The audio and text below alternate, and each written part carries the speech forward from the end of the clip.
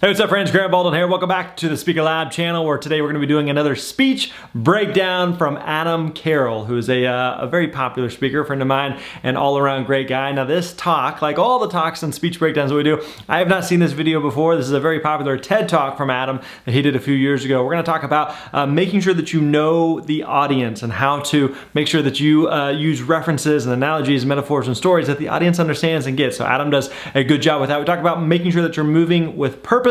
A lot we get to today, a lot we can learn from. So let's jump right in and enjoy this speech breakdown with Carroll.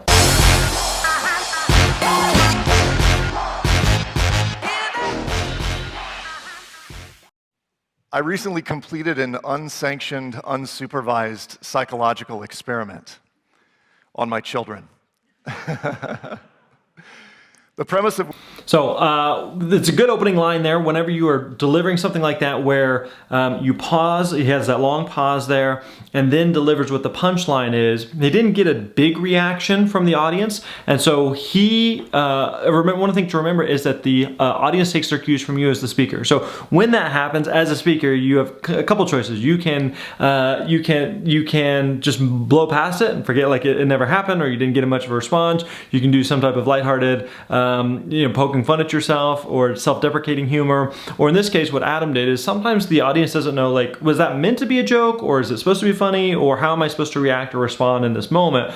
And so him kind of laughing kind of gives them permission to say, that was meant to be a joke. I'm not doing some type of crazy experiment on my kids that I'm getting ready to tell you about. So let's go back and watch that again. So notice that the audience doesn't necessarily start responding until he laughs, and then it kind of gives them permission to respond the same way.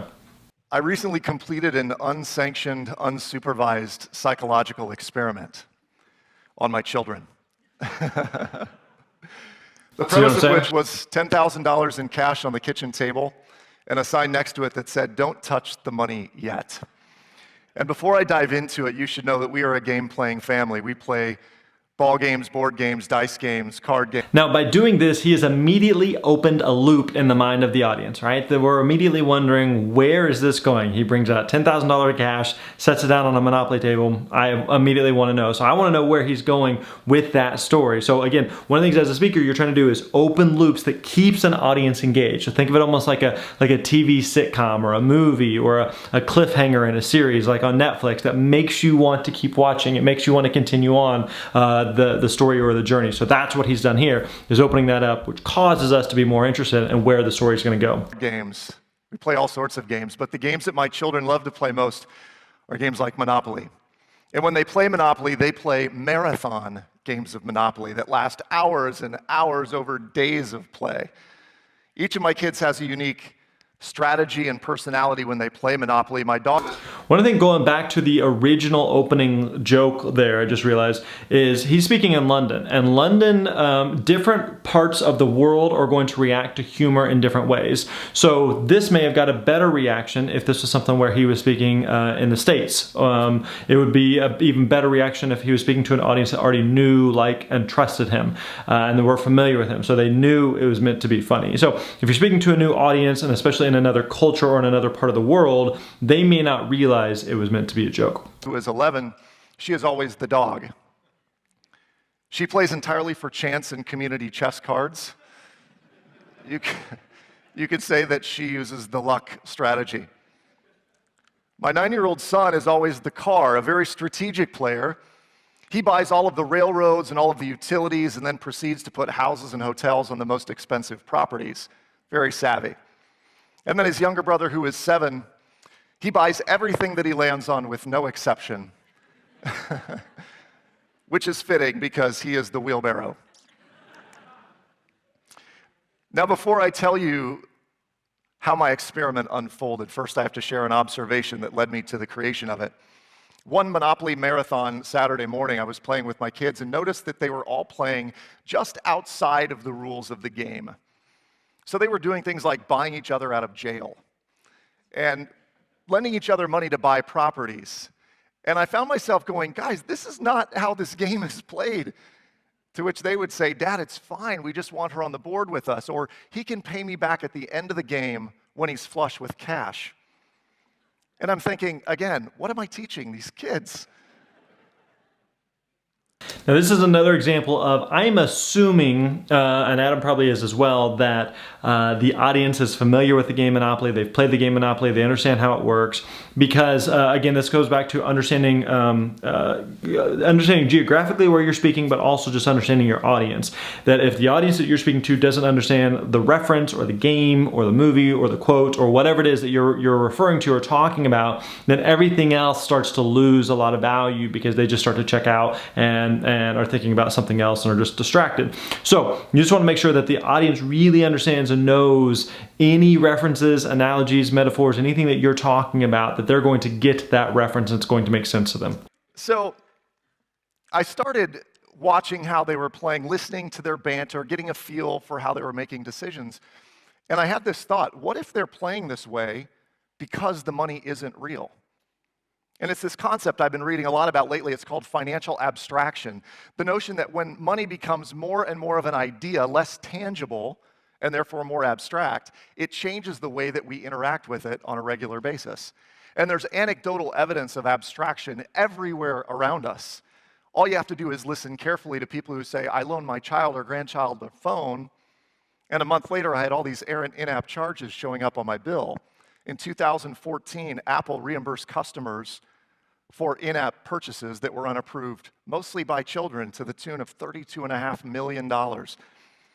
This was in a US Federal Trade Commission settlement. In the documentation, it said it was just too easy for kids to make an in-app purchase.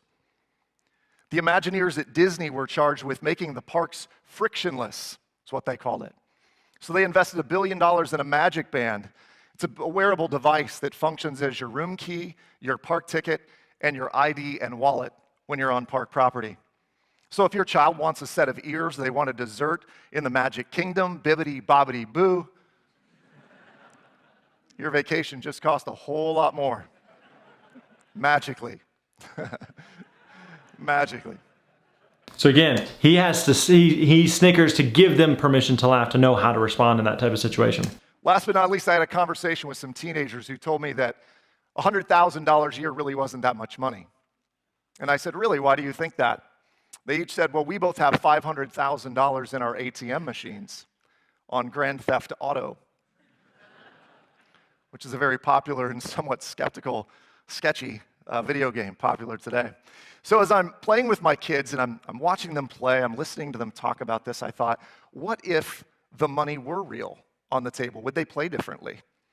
And so I calculated real quickly on the box, how much would it take in capital, in currency, to play a physical game of Monopoly with my kids so that they actually tangibly got to feel the money in their hands. And I estimated for 4 or 5 players, it's about 10,000 US dollars.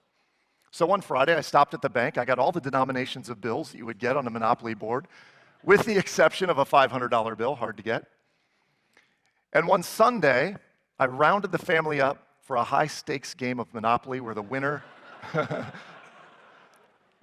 takes all of $20, by the way, all of $20. You have never seen kids' eyes light up the way mine did when I handed each of them $1,500 in starter capital. And you have never seen anyone's eyes light up like my wife's when I took it back on Monday. All of it. So our marathon game only lasted 2.5 hours, far shorter and more strategic than most of the games that are normally played. True to my hypothesis, 2 of my 3 kids actually played differently. My daughter still played the luck card. She was the first one bankrupted, and she happily retired to the living room to read a book. My youngest son, the wheelbarrow, did not buy everything that he landed on. Instead, he carefully calculated how many rolls away he was from one of his brother's properties and how much he would owe his brother if he landed on said property, and made his decisions based on that. In effect, having real money on the table and a cash prize at the end made him more conservative. And my middle son, very strategic, still bought all of the railroads, still bought all the utilities, but did not buy Boardwalk and Park Place or Mayfair and Park Lane, But instead, he put hotels immediately. So there, was it Mayfair and Park Lane? I'm assuming those are going to be references to the game, to the Monopoly version in London or in England or in UK perhaps. So again, that's a good example of just knowing your audience and making any adjustments to references to fit accordingly. Oriental and Baltic Avenue, or Coventry and Leicester Square on the UK version. Yeah, there you And when go. I asked him why he did that, in his own words, he said, "Dad, they're just more affordable properties." Right? At which point I cried a tear of pride. So he got it. In the end, my son finished with 28 properties, more cash than he'd ever seen in his entire life and held, and he now knows the meaning of the phrase, making it rain.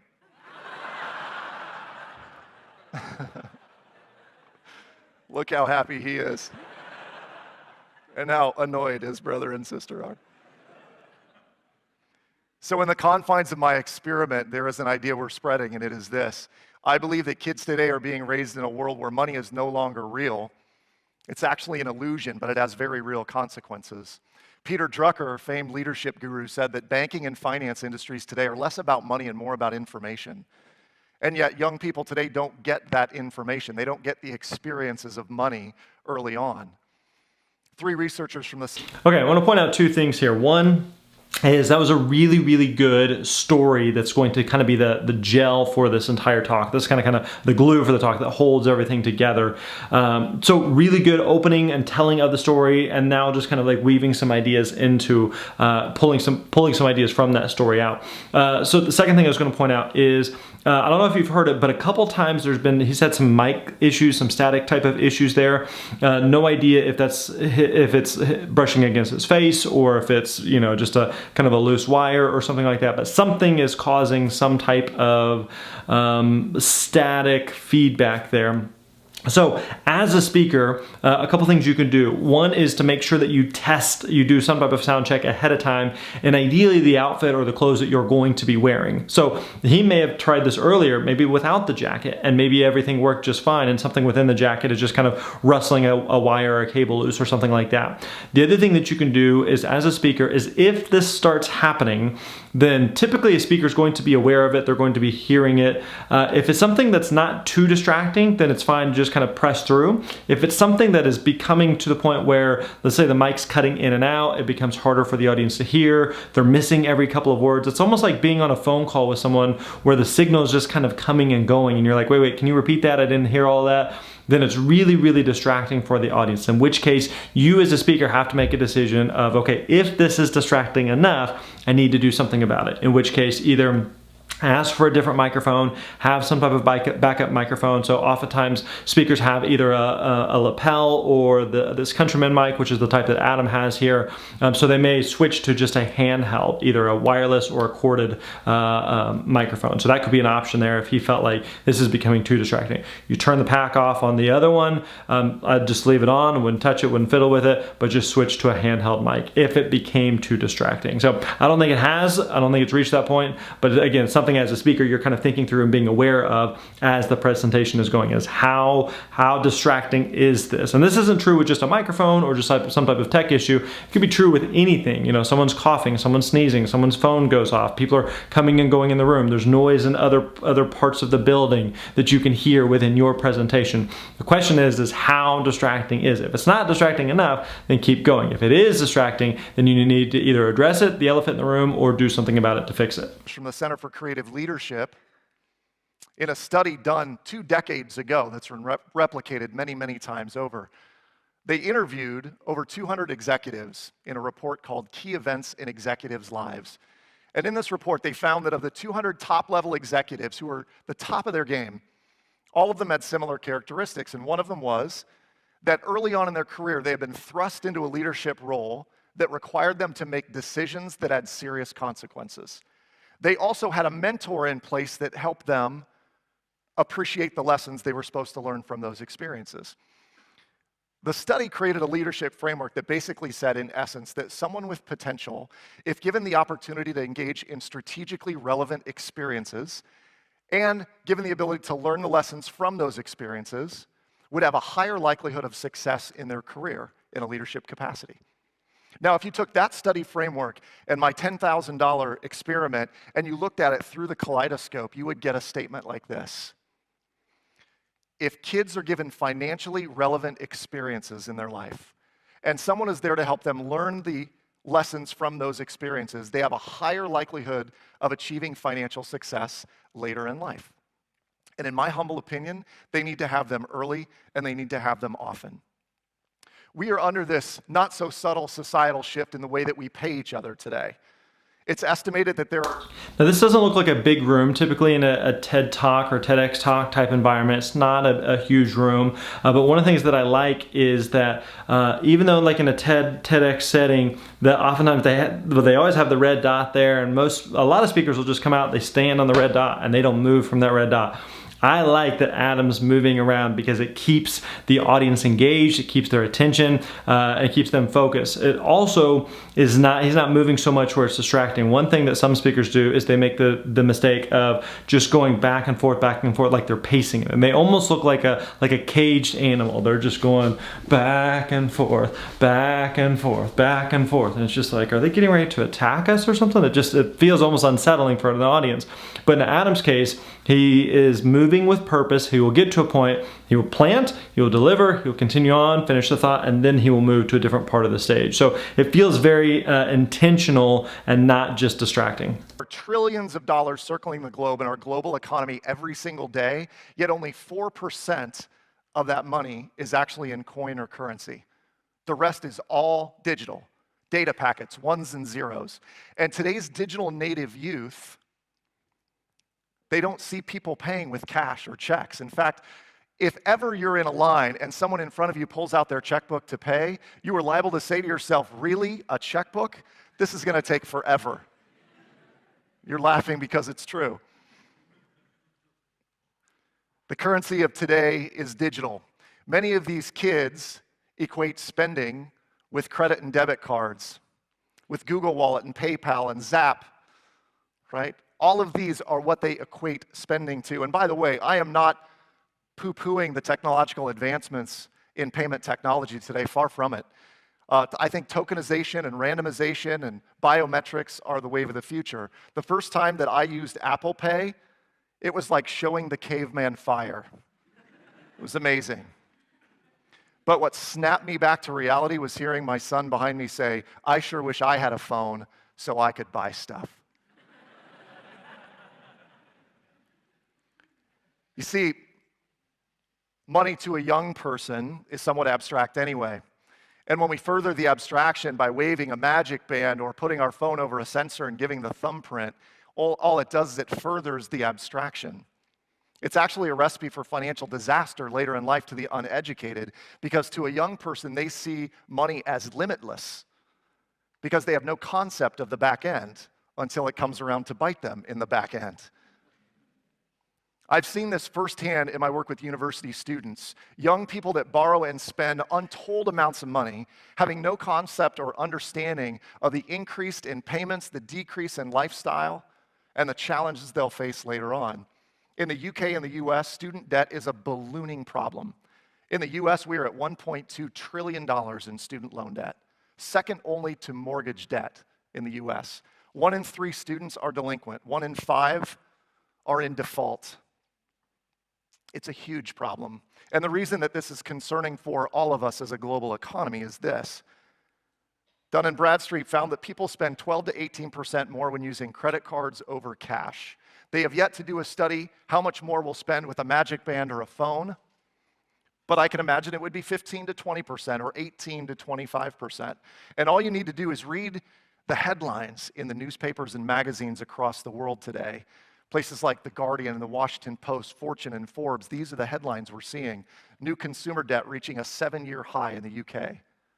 Consumer debt hitting an all-time high in the US. Choking on credit card debt. The credit card debt crisis, the next economic domino.